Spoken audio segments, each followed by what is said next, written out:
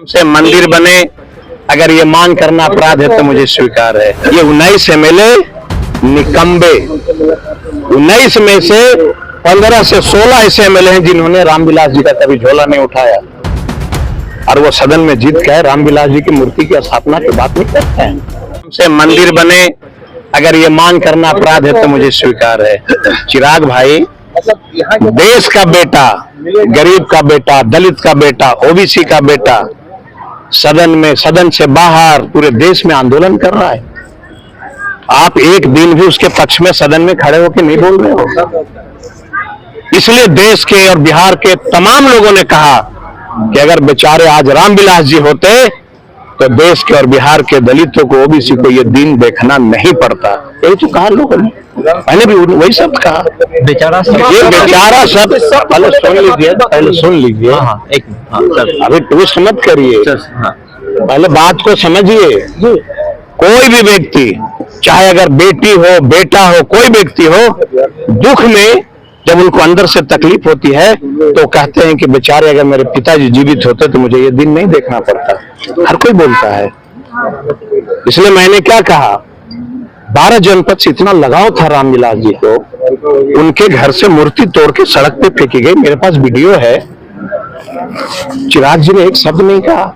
एक पासवान का बेटा अगर रामविलास जी की मूर्ति स्थापित करने के लिए सदन में भावुक होकर के ये कहा कि बेचारे जीवित होते तो ये दिन नहीं देखना पड़ता, एक मूर्ति लगा दो, उनको तकलीफ हो गई। ये 19 MLA निकम्बे, 19 में से 15 से 16 ऐसे MLA हैं जिन्होंने रामविलास जी का कभी झोला नहीं उठाया, और वो सदन में जीत के रामविलास जी की मूर्ति की स्थापना की बात नहीं करते हैं।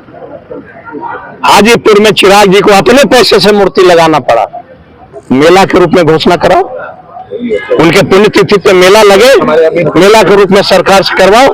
ये नहीं करा सकते। दलित ओबीसी की बात सदन में नहीं रख सकते। और एक पासवान का बेटा अगर मूर्ति लगाने की बात कर रहा है तो आपको तकलीफ हो रही है। ये राजू तिवारी, ये कभी चाहेंगे कि रामविलास जी का मूर्ति लगे? वो तो कह रहे हैं कि बेचारे सबसे पहले माफी मांगे, हम लोग तो कर ही रहे हैं। ऐसा लगता है आपको हमको देख के? वो जो कह रहे हैं हमको देख के लग रहा है आपको? जब तक मैं जीवित हूँ रामविलास जी की मूर्ति की स्थापना हो, लड़ता रहूंगा। ये सब क्या लोजपा वाले लोग बोलेंगे जिन्होंने जीवन में कभी झोला नहीं ढोया लोजपा का? ये सब क्या बात करें?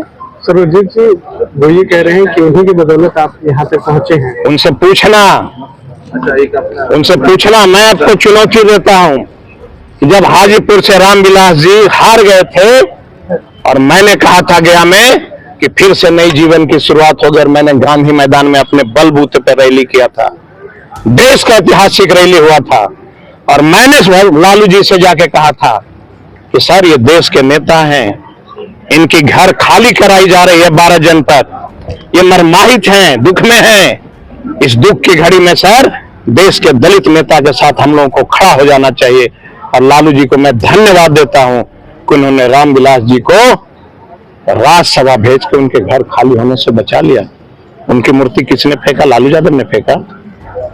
घर के अंदर से वीडियो नहीं देखा तो बोलो, मैं आप लोग को दिखा देता हूं किस तरह से उनकी मूर्ति को लात से मारी जा रही थी। ये नहीं करते। रॉन्ग नंबर में लोग फंस गए।